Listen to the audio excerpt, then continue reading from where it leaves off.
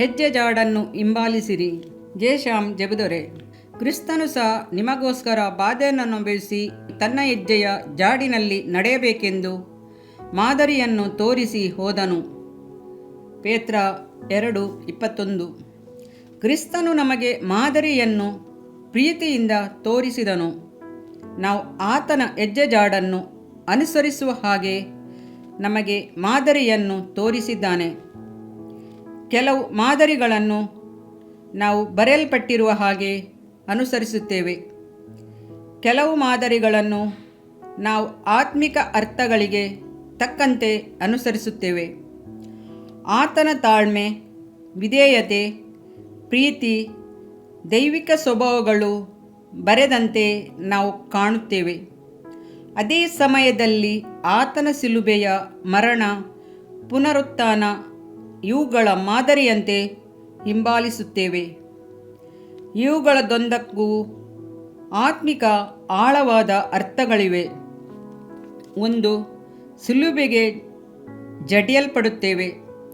ಯೇಸುಕ್ರಿಸ್ತನು ಶಿಲುಬೆಯಲ್ಲಿ ನಮಗಾಗಿ ಜಡಿಯಲ್ಪಟ್ಟಿದ್ದಾನೆ. ನಮಗೆ ಒಂದು ಮಾದರಿಯನ್ನು ಇಟ್ಟಿದ್ದಾನೆ. ಆದರೆ ಬರೆದಿರುವ ಹಾಗೆ ನಾವು ಆತನ ಸ್ಥಾನದಲ್ಲಿ ಶಿಲುಬೆಗೆ ಹಾಕಲ್ಪಡುವುದು ಸಾಧ್ಯವಿಲ್ಲ. ಆದರೆ ಆತ್ಮಿಕ ರೀತಿಯಲ್ಲಿ ನಾವು ಶಿಲುಬೆಗೆ ಜಡಿಯಲ್ಪಡಬೇಕು. ಅಪೊಸ್ತಲನಾದ ಪೌಲನು ಹೀಗೆ ಬರೆಯುತ್ತಾನೆ: ಕ್ರಿಸ್ತನೊಂದಿಗೆ ಶಿಲುಬೆಗೆ ಹಾಕಿಸಿಕೊಂಡವನಾಗಿದ್ದಾನೆ. ಇನ್ನು ಜೀವಿಸುವವನು ನಾನಲ್ಲ, ಕ್ರಿಸ್ತನು ನನ್ನಲ್ಲಿ ಜೀವಿಸುತ್ತಾನೆ. ಗಲಾತ್ಯ 2:20. ಶಿಲುಬೆಗೆ ಜಡಿಯಲ್ಪಡುವುದು ಎಂದರೇನು? ನಮ್ಮ ಸ್ವಂತ ಇಚ್ಛೆಗಳನ್ನು ಪೂರ್ಣವಾಗಿ ಅರ್ಪಿಸುವುದು, ಶರೀರದ ಆಶೆಗಳನ್ನು ಶಿಲುಬೆಗೆ ಜಡಿಯುವುದು, ಲೋಕದ ಆಶೆಗಳನ್ನು, ಸುಖ ಸಂತೋಷಗಳನ್ನು ಶಿಲುಬೆಗೆ ಹಾಕುವುದು, ನಮ್ಮ ಶರೀರವನ್ನು ನೀತಿಗಾಗಿ ಒಪ್ಪಿಸಿಕೊಟ್ಟು ಹಳೆಯ ಮನುಷ್ಯನನ್ನು ಶಿಲುಬೆಗೆ ಹಾಕುವುದು, ಆದಾಮನ ಸ್ವಭಾವಗಳನ್ನು ಶಿಲುಬೆಗೆ ಹಾಕುವುದು, ಸ್ವ ಇಚ್ಛೆಗಳನ್ನು ಸಂಪೂರ್ಣವಾಗಿ ಶಿಲುಬೆಗೆ ಹಾಕುವುದು. ಒಬ್ಬನು ಕ್ರಿಸ್ತನಲ್ಲಿರುವುದಾದರೆ ಅವನು ಹೊಸ ಸೃಷ್ಟಿಯಾಗಿ ಮಾರ್ಪಾಟು ಹೊಂದಬೇಕೆನ್ನುವುದಾದರೆ ಅವನು ಹಳೆಯ ಸ್ವಭಾವಗಳನ್ನು ಸಂಪೂರ್ಣವಾಗಿ ಶಿಲುಬೆಗೆ ಹಾಕಲ್ಪಡಬೇಕು. ಹಳೆಯ ಸ್ವಭಾವಗಳು ಕೋಪ, ಕ್ರೋಧ, ದುಷ್ಟತನ, ಮತ್ಸರ, ದ್ವೇಷ ಎಲ್ಲವೂ ಸಂಪೂರ್ಣವಾಗಿ ನಾಶವಾಗಬೇಕು. 2. ಸಾಯಬೇಕು. ಕ್ರಿಸ್ತನು ಶಿಲುಬೆಯಲ್ಲಿ ಸತ್ತನು ಎಂದು ನಾವು ಓದುತ್ತೇವೆ. ಯೇಸು ಮಹಾಶಬ್ದದಿಂದ ಕೂಗಿ ಪ್ರಾಣ ಬಿಟ್ಟನು ಎಂದು ಮಾರ್ಕ 15:37 ಓದುತ್ತೇವೆ. ತಂದೆಯೇ, ನನ್ನ ಆತ್ಮವನ್ನು ನಿನ್ನ ಕೈಗಳಲ್ಲಿ ಒಪ್ಪಿಸಿಕೊಡುತ್ತೇನೆ ಎಂದು ಹೇಳಿ ಕರ್ತನು ಪ್ರಾಣ ಬಿಟ್ಟನು. ಕ್ರಿಸ್ತನ ಹೆಜ್ಜೆಜಾಡನ್ನು ಹಿಂಬಾಲಿಸುವ ನಾವು ನಿಶ್ಚಯವಾಗಿಯೂ ಸಾಯಲೇಬೇಕು. ಪಾಪದ ಪಾಲಿಗೆ ಸಾಯಬೇಕು. ರೋಮ 6:2. ಅಕ್ರಮಗಳಿಗಾಗಿ ಸಾಯಬೇಕು. ಎಫೆಸ 2:1. ಲೋಕದ ಪಾಲಿಗೆ ಸಾಯಬೇಕು. ಕೊಲೋಸ್ಯ 2:20. ಒಂದು ಬೀಜ ಮೊಳಕೆಯೊಡೆಯಬೇಕಾದರೆ ಮೊದಲು ಅದು ಸಾಯಬೇಕು. ಅದರಲ್ಲಿರುವ ಹಳೆಯ ಸತ್ವಗಳು ಸತ್ತರೆ ಹೊಸ ಜೀವವು ಅದರಿಂದ ಹುಟ್ಟುತ್ತದೆ. ಗೋಧಿಯ ಕಾಳು ಭೂಮಿಯಲ್ಲಿ ಬಿದ್ದು ಸಾಯದಿದ್ದರೆ ಅದು ಬಹಳ ಫಲ ಕೊಡುತ್ತದೆಂದು ಯೇಸು ಹೇಳಿದನು. ಯೆಹೋವನ 12:24. ಯೇಸುವನ್ನು ಕುರಿತು ಸತ್ಯವೇದವು ಹೇಳುತ್ತದೆ: ಅವನು ಸತ್ತಾಗ ದುಷ್ಟರ ಮಧ್ಯೆ ಪುಷ್ಟರ ನಡುವೆ ಇದ್ದನು ಎಂದು ಹೇಳುತ್ತದೆ. ಯೆಶಾಯ 53:9. ನಾವು ಲೋಕದ ಪಾಲಿಗೆ ಸಾಯುವಾಗ ಕ್ರಿಸ್ತನು ನಮ್ಮೊಂದಿಗೆ ಇರುತ್ತಾನೆ. ಆತನು ಕೃಪೆಯಲ್ಲಿ ಐಶ್ವರ್ಯವಂತನು, ಕರುಣೆಯಲ್ಲಿ ಐಶ್ವರ್ಯವಂತನು, ದಯೆಯಲ್ಲಿ ಐಶ್ವರ್ಯವಂತನು. ಆತನೊಂದಿಗೆ ನಾವು ಎಂದೆಂದಿಗೂ ಇರುವುದು ಎಷ್ಟೊಂದು ಭಾಗ್ಯಕರವಾದುದು. 3. ನಾರುಮಡಿಯಲ್ಲಿ ಸುತ್ತಲ್ಪಡಬೇಕು. ಕ್ರಿಸ್ತನು ಸತ್ತಾಗ ಆತನ ದೇಹವು ನಾರುಮಡಿಯಲ್ಲಿ ಸುತ್ತಲ್ಪಟ್ಟಿತು. ಮತ್ತಾಯ 27:59-60. ಪಾಪದ ಪಾಲಿಗೆ ಸಾಯುವ ದೇವರ ಮಕ್ಕಳು ನಾರುಮಡಿ ಎಂಬ ವಸ್ತ್ರದಿಂದಲೂ ರಕ್ಷಣೆ ಎಂಬ ವಸ್ತ್ರದಿಂದಲೂ ಸುತ್ತಲ್ಪಡಬೇಕು. ಧರ್ಮವೆಂಬ ನಿಲುವಂಗಿಯನ್ನು ಹೊದ್ದುಕೊಳ್ಳಬೇಕು. ಯೆಶಾಯ 61:10. ಈ ರಕ್ಷಣೆಯ ವಸ್ತ್ರವನ್ನು ನಾವು ಎಂದೆಂದಿಗೂ ಕಾಪಾಡಿಕೊಳ್ಳಬೇಕು. ವಸ್ತ್ರಗಳನ್ನು ಕಾಪಾಡಿಕೊಳ್ಳಿರಿ ಎಂದು ಸತ್ಯವೇದವು ತಿರುಗಿ ತಿರುಗಿ ಆಲೋಚನೆ ಕೊಡುತ್ತದೆ. ಆತ್ಮಿಕ ಜೀವಿತದಲ್ಲಿ ಬೆಳೆದ ಹಾಗೆಲ್ಲ ಒಂದೊಂದು ವಿಧವಾದ ವಸ್ತ್ರಗಳನ್ನು ಕರ್ತನು ನಮಗೆ ಕೊಡುತ್ತಾನೆ. ನಾವು ನೀತಿ ಎಂಬ ವಸ್ತ್ರವನ್ನು ಹೊದ್ದುಕೊಳ್ಳಬೇಕೆಂದು ಕರ್ತನು ಬಯಸುತ್ತಾನೆ. ಯೆಶಾಯ 61:10. ಅದಕ್ಕಾಗಿಯೇ ದೇವರು ಈ ಭೂಮಿಗೆ ಬಂದನು ಎಂದು ನಾವು ತಿಳಿಯುತ್ತೇವೆ. ದುಃಖವಿದ್ದಲ್ಲಿ ಆನಂದ ತೈಲವನ್ನು, ಕುಂದಿದ ಮನಕ್ಕೆ ಪ್ರತಿಯಾಗಿ ಉತ್ಸಾಹ ವಸ್ತ್ರವನ್ನು ಒದಗಿಸಿಕೊಡುವುದಕ್ಕೆ ಆತನು ಬಂದನು. ಯೆಶಾಯ 61:3. ಮಾತ್ರವಲ್ಲ, ಪ್ರಕಾಶಮಾನವೂ ನಿರ್ಮಲವೂ ಆದ ನಯವಾದ ನಾರುಮಡಿಯನ್ನು ನಾವು ಧರಿಸಿಕೊಳ್ಳಬೇಕು. ಅದು ಮೊದಲಗಿತ್ತಿ ಧರಿಸಿಕೊಳ್ಳುವ ವಸ್ತ್ರವಲ್ಲವೇ? ಪ್ರಕಟಣೆ 19:8.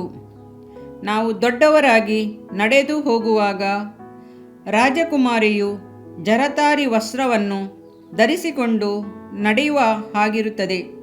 ಕೀರ್ತನೆ 45:13. ಕ್ರಿಸ್ತನು ಪ್ರತ್ಯಕ್ಷನಾಗುವಾಗ ನಾವು ಆತನ ಆಗಿರುವೆವೆಂದು ಬಲ್ಲೆವು. 1 ಯೋಹಾನ 3:2. 4. ಸಮಾಧಿಯಲ್ಲಿಡಲ್ಪಡಬೇಕು. ಸತ್ತ ಕ್ರಿಸ್ತನ ಶರೀರವು ಹೊಸ ಸಮಾಧಿಯಲ್ಲಿ ಇಡಲ್ಪಟ್ಟಿತು. ಅದು ಹಳೆಯ ಸಮಾಧಿ ಅಲ್ಲ. ಅಬ್ರಾಮ್, ಇಸಾಕ್, ಯಾಕೋಬರ ಸಮಾಧಿ ಅಲ್ಲ. ನ್ಯಾಯಪ್ರಮಾಣದ ಸಮಾಧಿಯೂ ಅಲ್ಲ. ಅದು ಒಂದು ಹೊಸ ಸಮಾಧಿ. ಅದರಲ್ಲಿ ಯಾರನ್ನು ಇಟ್ಟಿರಲಿಲ್ಲ. ಬಂಡೆಯಲ್ಲಿ ತೋಡಿದ್ದ ಹೊಸ ಸಮಾಧಿ. ಮತ್ತಾಯ 27:59-60. ಈ ಹೊಸ ಸಮಾಧಿಯು ಕಂಡಿದ್ದು ಏಕೆ? ಕರ್ತನು ಹೊಸ ಮಾರ್ಗವನ್ನು ತನ್ನ ಶಿಲುಬೆಯ ಶ್ರಮದ ಮರಣದ ಮೂಲಕವಾಗಿ ಆರಂಭಿಸಿದ್ದೇ ಆಗುತ್ತದೆ. ನೀನು ಕ್ರಿಸ್ತನೊಂದಿಗೆ ಸಮಾಧಿಯಲ್ಲಿ ಹೂಣಲ್ಪಡುವೆಯಾ? ಕ್ರಿಸ್ತನ ಸಮಾಧಿಯ ಬಳಿಗೆ ಬರುವಿಯಾ? ಅಂದು ಯೋಸೇಫನ ಶವವನ್ನು ಕಾನಾನ್ ದೇಶಕ್ಕೆ ತೆಗೆದುಕೊಂಡು ಹೋಗಬೇಕೆಂತಲೂ ಮೂಲಪಿತೃಗಳ ಜೊತೆಗೆ ಸಮಾಧಿ ಮಾಡಬೇಕೆಂತಲೂ ಇಷ್ಟಪಟ್ಟನು. ಅದಕ್ಕಿಂತಲೂ ಮಿಗಿಲಾದ ಬಯಕೆ ನಮಗುಂಟು. ನಾವು ಕ್ರಿಸ್ತನೊಂದಿಗೆ ಹೂಣಲ್ಪಡುತ್ತೇವೆ. ಹಳೆಯ ಒಡಂಬಡಿಕೆಯಲ್ಲಿ ರೂತಳು ತನ್ನ ಅತ್ತೆಯನ್ನು ಹಿಂಬಾಲಿಸಿದಳು. ನೀನು ಸಾಯುವಲ್ಲೇ ನಾನು ಸಾಯಬೇಕು, ನಿನ್ನ ಸಮಾಧಿಯ ಬಳಿಯಲ್ಲಿ ನನಗೂ ಸಮಾಧಿಯಾಗಬೇಕು ಎಂದು ಕೇಳಿಕೊಳ್ಳುತ್ತಾಳೆ. ಹಳೆಯ ಒಡಂಬಡಿಕೆಯ ಅನ್ಯಜಾತಿಯ ಸ್ತ್ರೀಯೊಬ್ಬಳು ಇಷ್ಟರ ಮಟ್ಟಿಗೆ ತನ್ನ ಅತ್ತೆಯನ್ನು ಹಿಂಬಾಲಿಸುವುದಾದರೆ ನಾವು ಇನ್ನೂ ಎಷ್ಟೋ ಹೆಚ್ಚಾಗಿ ಕ್ರಿಸ್ತನನ್ನು ಹಿಂಬಾಲಿಸಬೇಕೆಂಬುದನ್ನು ಯೋಚಿಸಿ ನೋಡಿರಿ. ಆ ಹೊಸ ಸಭೆಯು ಹೊಸ ಒಡಂಬಡಿಕೆಯ ಸಭೆಯನ್ನು ಹಿಂಬಾಲಿಸಿತು, ಪ್ರಕಟಿಸಿತು. ನಾವು ಪುನರುತ್ಥಾನ ಹೊಂದುವವರೆಗೂ ಸಭೆಯಲ್ಲಿ ತಂಗಿರುತ್ತೇವೆ. ತುತ್ತೂರಿ ಶಬ್ದವನ್ನು ಕೇಳುವವರೆಗೂ ಸಭೆಯ ಉಪದೇಶಗಳಿಂದಲೂ ಪರಿಪೂರ್ಣತೆ ಹೊಂದಿ ಮಹಿಮೆಯ ಮೇಲೆ ಮಹಿಮೆಯನ್ನು ಹೊಂದುತ್ತಲೇ ಇರಬೇಕು. ಕಂಬಳಿ ಹುಳುವಾಗಿರುವ ಬಣ್ಣದ ಚಿಟ್ಟೆಯು ಚಿಟ್ಟೆಯಾಗಿ ಆರಿ ಹೊರಗೆ ಬರುವವರೆಗೂ ಆ ಗೂಡಿನಲ್ಲಿಯೇ ಇರುವ ಹಾಗೆ ನಮ್ಮ ಆತ್ಮವು ನಮ್ಮ ಶರೀರದಲ್ಲಿ ಅಡಗಿರುತ್ತದೆ. ಆದಾಗ್ಯೂ ನಮ್ಮ ಆತ್ಮದಲ್ಲಿ ಒಂದೊಂದು ನಿಮಿಷವೂ ಮಹಿಮೆಯಾದ ಮಾರ್ಪಾಡುಗಳು, ಮಹಿಮೆಯಾದ ಬೆಳವಣಿಗೆಗಳು ಏರ್ಪಡುತ್ತಲೇ ಇರುತ್ತವೆ. ಅಲ್ಲೇಲುಯ. 5. ನಾವು ಪುನರುತ್ಥಾನ ಹೊಂದಬೇಕು. ಕ್ರೈಸ್ತ ಮಾರ್ಗದ ದೊಡ್ಡ ನಂಬಿಕೆ ಎಂದರೆ ಅದು ಪುನರುತ್ಥಾನ ಇಲ್ಲದಿದ್ದರೆ ಕ್ರೈಸ್ತ ಮಾರ್ಗವು ಅದು ಬರಿದಾಗಿಯೇ ಇರುವುದು, ಅರ್ಥವಿಲ್ಲದು ಆಗಿರುತ್ತಿತ್ತು. ನಾವು ಪುನರುತ್ಥಾನ ಹೊಂದಬೇಕಾದರೆ ಕ್ರಿಸ್ತನ ಹೆಜ್ಜೆ ಜಾಡನ್ನು ನಿಶ್ಚಯವಾಗಿಯೂ ಅನುಸರಿಸಲೇಬೇಕು. ಅದಕ್ಕಾಗಿಯೇ ನಾವು ದೀಕ್ಷಾಸ್ನಾನವನ್ನು ಹೊಂದಿಕೊಳ್ಳುತ್ತೇವೆ. ಅಪೊಸ್ತಲನಾದ ಪೌಲನು ಬರೆಯುತ್ತಾನೆ, ಹೀಗಿರಲಾಗಿ ನಾವು ದೀಕ್ಷಾಸ್ನಾನ ಮಾಡಿಸಿಕೊಂಡಾಗ ಆತನ ಮರಣದಲ್ಲಿ ಪಾಲುಗಾರರಾಗಿ ಆತನೊಂದಿಗೆ ಹೂಣಲ್ಪಟ್ಟೆವು ಎನ್ನುತ್ತಾನೆ. ರೋಮಾಪುರ 6:4. ಇನ್ನೊಂದು ಮಾತಿನಲ್ಲಿ ಹೇಳುವುದಾದರೆ, ಆತನ ಮರಣಕ್ಕೆ ಅನುರೂಪವಾದ ದೀಕ್ಷಾಸ್ನಾನದಲ್ಲಿ ನಾವು ಪಾಲುಗಾರರಾಗದೆ ಹೋದರೆ ಆತನ ಪುನರುತ್ಥಾನದಲ್ಲಿಯೂ ನಮಗೆ ಪಾಲಿಲ್ಲ. ದೀಕ್ಷಾಸ್ನಾನವೆಂಬುದು ಒಂದು ಸಾಧಾರಣ ಕಾರ್ಯವಾಗಿ ಕಂಡರೂ ಕರ್ತನು ಅದಕ್ಕೆ ಎಷ್ಟು ಪ್ರಾಧಾನ್ಯತೆ ಕೊಡುತ್ತಾನೆಂಬುದನ್ನು ಚಿಂತಿಸಿ ನೋಡಿರಿ. ದೀಕ್ಷಾಸ್ನಾನವೆನ್ನುವುದು ಒಂದು ಸಭೆಯಲ್ಲಿ ನಡೆಯುವ ಆರಾಧನೆಯಲ್ಲ, ಇಲ್ಲವೇ ಮಕ್ಕಳನ್ನು ಕರ್ತನಿಗೆಂದು ಒಪ್ಪಿಸಿಕೊಡುವ ಒಂದು ಆರಾಧನೆಯೂ ಅಲ್ಲ. ಪಾಪ ಕ್ಷಮಾಪಣೆ ಹೊಂದಿ ನಂಬಿಕೆಯುಳ್ಳವರಾಗಿ ಹಳೆಯ ಪಾಪಗಳನ್ನು ಬಿಟ್ಟು ಕ್ರಿಸ್ತನೊಂದಿಗೆ ಹೂಣಲ್ಪಡುವುದಕ್ಕೆ ಗುರುತಾಗಿದೆ. ಒಬ್ಬನು ಪಾಪ ಕ್ಷಮಾಪಣೆಯನ್ನು ಹೊಂದಿ ದೀಕ್ಷಾಸ್ನಾನವನ್ನು ಮಾಡಿಸಿಕೊಳ್ಳದೆ ಹೋದರೆ ಅವನು ಕ್ರಿಸ್ತನ ಬರೋಣದಲ್ಲಿ ಎತ್ತಲ್ಪಡಲಾರನು, ಪುನರುತ್ಥಾನವನ್ನು ಹೊಂದಲಾರನು, ಪರಲೋಕ ರಾಜ್ಯವನ್ನು ಪ್ರವೇಶಿಸಲಾರನು. ಇಂದು ಸೈತಾನನು ಅನೇಕರ ಕಣ್ಣುಗಳನ್ನು ಕುರುಡು ಮಾಡಿದ್ದಾನೆ. ಇದು ಎಷ್ಟು ವೇದನೆಯಾದ ಕಾರ್ಯ ಅಲ್ಲವೇ? ನಾವು ಪುನರುತ್ಥಾನ ಹೊಂದಬೇಕೆನ್ನುವುದಾದರೆ ಇನ್ನೊಂದು ಕಾರ್ಯವು ನಮ್ಮಲ್ಲಿ ನಡೆಯಬೇಕು. ನಮ್ಮೊಳಗೆ ಪವಿತ್ರ ಆತ್ಮನು ವಾಸ ಮಾಡಬೇಕು. ಹೌದು, ಪವಿತ್ರ ಆತ್ಮನು ನಮ್ಮೊಳಗಿದ್ದಾನೆ ಎಂಬ ನಿಶ್ಚಯ ನಮಗಿರಬೇಕು. ಸತ್ಯವೇದವು ಹೀಗೆ ಹೇಳುತ್ತದೆ, ಯೇಸುವನ್ನು ಸತ್ತವರೊಳಗಿಂದ ಜೀವಿತನಾಗಿ ಎಬ್ಬಿಸಿದಾತನ ಆತ್ಮನು ನಿಮ್ಮಲ್ಲಿ ವಾಸವಾಗಿದ್ದರೆ, ಕ್ರಿಸ್ತ ಯೇಸುವನ್ನು ಸತ್ತವರೊಳಗಿಂದ ಎಬ್ಬಿಸಿದಾತನು ನಿಮ್ಮಲ್ಲಿ ವಾಸವಾಗಿರುವ ತನ್ನ ಆತ್ಮನ ಮೂಲಕ ನಿಮ್ಮ ಮರ್ತ್ಯ ದೇಹಗಳನ್ನು ಸಹ ಬದುಕಿಸುವನು. ರೋಮಾಪುರ 8:11. ಕ್ರಿಸ್ತನು ಸತ್ತು ಸಮಾಧಿಯಲ್ಲಿ ಇಡಲ್ಪಟ್ಟಾಗ ಆತನು ಸಮಾಧಿಯಿಂದ ಹೊರಗೆ ಬರಬಾರದೆಂದು ಆಗ ಇದ್ದ ರೋಮ್ ಸಿಪಾಯಿಗಳು ದೊಡ್ಡ ಬಂಡೆಕಲ್ಲನ್ನು ಆ ಬಾಗಿಲಿಗೆ ಇಟ್ಟರು. ಹಾಗೆಯೇ ತುತ್ತೂರಿ ಧ್ವನಿಯಾಗುವಾಗ ನಾವು ಪುನರುತ್ಥಾನ ಹೊಂದಬಾರದೆಂದು ಸೈತಾನನು ಹಲವು ವಿಧವಾದ ದುರ್ಬೋಧನೆಗಳನ್ನು, ಪಾಪಭಾರಗಳನ್ನು ಬಂಡೆಕಲ್ಲುಗಳ ಹಾಗೆ ಹೊರಡಿಸಿ ಇಡುತ್ತಾನೆ. ಕ್ರೈಸ್ತರು ಹೇಗೆ ಆತನ ಬರೋಣದಲ್ಲಿ ಎತ್ತಲ್ಪಡುತ್ತಾರೆ ನೋಡುತ್ತೇನೆ ಎಂದು ಸವಾಲು ಹಾಕುತ್ತಾ ಇದ್ದಾನೆ. ಆದರೆ ತುತ್ತೂರಿ ಧ್ವನಿಯಾಗುವಾಗ ಸಮಾಧಿಗಳು ತೆರೆಯುತ್ತವೆ, ಭೂಮಿ ಸೀಳುತ್ತದೆ, ಅದುರುತ್ತದೆ, ಆಜ್ಞೆಯು ತನ್ನಲ್ಲಿರುವುದನ್ನು ಒಪ್ಪಿಸುತ್ತದೆ. ಆಗ ನಾವೆಲ್ಲರೂ ಕರ್ತನನ್ನು ಎದುರುಗೊಂಡು ಮಧ್ಯಾಕಾಶದಲ್ಲಿ ಕಾಣಲ್ಪಡುತ್ತೇವೆ. ಎಷ್ಟೊಂದು ಭಾಗ್ಯಕರವಾದ ನಿರೀಕ್ಷೆ! ಕ್ರಿಸ್ತನು ಪುನರುತ್ಥಾನ ಹೊಂದಿದನು, ಈಗಲೂ ಆತನು ಜೀವಿಸುತ್ತಿದ್ದಾನೆ. ಆತನು ಪುನರುತ್ಥಾನ ಹೊಂದಿದ್ದು ಎಷ್ಟು ಸತ್ಯವೋ ಅಷ್ಟೇ ಸತ್ಯವಾದುದು. ನಾವು ಪುನರುತ್ಥಾನ ಹೊಂದುತ್ತೇವೆ, ಮಹಿಮೆಯ ಮೇಲೆ ಮಹಿಮೆ ಹೊಂದಿ ಕ್ರಿಸ್ತನೊಂದಿಗೆ ನಿಶ್ಚಯವಾಗಿ ಜೀವಿಸುತ್ತೇವೆ. ಹಲ್ಲೆಲೂಯಾ. ಇದರಿಂದ ನಿನ್ನ ದೇಹಕ್ಕೆ ಆರೋಗ್ಯವು, ಎಲುಬುಗಳಿಗೆ ಸಾರವು ಉಂಟಾಗುವವು. ಜ್ಞಾನೋಕ್ತಿಗಳು 3ನೇ ಅಧ್ಯಾಯ 8ನೇ ವಾಕ್ಯ. ಪ್ರಿಯ ವೀಕ್ಷಕರೇ ಮತ್ತು ಕರ್ತನಲ್ಲಿ ಸಹೋದರ ಸಹೋದರಿಯರೇ, ನೀವು ನಮ್ಮ ಈ ಕಾರ್ಯಕ್ರಮವನ್ನ ವೀಕ್ಷಿಸಿದ್ದಕ್ಕಾಗಿ ದೇವರ ನಾಮದಲ್ಲಿ ನಿಮಗೆ ವಂದನೆಗಳು. ದೇವರ ವಾಕ್ಯವು ನಮ್ಮ ಎಲುಬಿಗೆ ಬಲವೂ ಸಾರವೂ ಆಗಿದೆ ಎಂದು ಸತ್ಯವೇದವು ಹೇಳುವಂತೆ ಈ ಕಾರ್ಯಕ್ರಮವು ನಿಮಗೆ ಆಶೀರ್ವಾದಕರವಾಗಿದೆ ಎಂದು ನಂಬುತ್ತೇವೆ. ಪ್ರಿಯ ವೀಕ್ಷಕರೇ, ನಮ್ಮ ಈ ಸೇವೆಗಾಗಿ ಪ್ರಾರ್ಥಿಸಿರಿ ಮತ್ತು ಎಲ್ಲಾ ಕಾರ್ಯಕ್ರಮಗಳನ್ನ ಇತರರೊಂದಿಗೆ ಶೇರ್ ಮಾಡಿರಿ. ಅದೇ ರೀತಿಯಾಗಿ ನಮ್ಮ ಈ ಯೂಟ್ಯೂಬ್ ಚಾನೆಲ್ ಅನ್ನು ಸಬ್ಸ್ಕ್ರೈಬ್ ಮಾಡಿರಿ ಹಾಗೂ ಲೈಕ್ ಮಾಡಿ. ನಿಮ್ಮ ಅನಿಸಿಕೆಗಳನ್ನು ಕಮೆಂಟ್ ಬಾಕ್ಸ್ನಲ್ಲಿ ನಮಗೆ ತಿಳಿಯಪಡಿಸಿ. ನಮ್ಮ ಸಂಖ್ಯೆ 7022104605. ಈ ಸಂಖ್ಯೆಗೆ ಕರೆ ಮಾಡಿರಿ. ಒಬ್ಬ ಪಾಪಿಯ ಪ್ರಾರ್ಥನೆ. ಯೇಸುವನ್ನು ರಕ್ಷಕನಾಗಿ ಅಂಗೀಕರಿಸಲು ಮಾಡಬೇಕಾದ ಪ್ರಾರ್ಥನೆ. ಪ್ರಿಯ ಪರಲೋಕದ ತಂದೆಯೇ, ಯೇಸುವಿನ ಹೆಸರಿನಲ್ಲಿ ನಾನು ನಿನ್ನ ಬಳಿಗೆ ಬಂದಿದ್ದೇನೆ. ನನ್ನ ಬಳಿಗೆ ಬರುವವರನ್ನು ನಾನು ತಳ್ಳಿಬಿಡುವುದೇ ಇಲ್ಲ. ಯೋಹಾನ 6:37 ಎಂದು ನಿನ್ನ ವಾಕ್ಯ ಹೇಳುತ್ತದಲ್ಲ. ಆದ್ದರಿಂದ ನೀನು ನನ್ನನ್ನು ತಳ್ಳಿಬಿಡದೆ ನನ್ನನ್ನು ಸೇರಿಸಿಕೊಳ್ಳುವಿ ಎಂದು ನನಗೆ ಗೊತ್ತಿದೆ.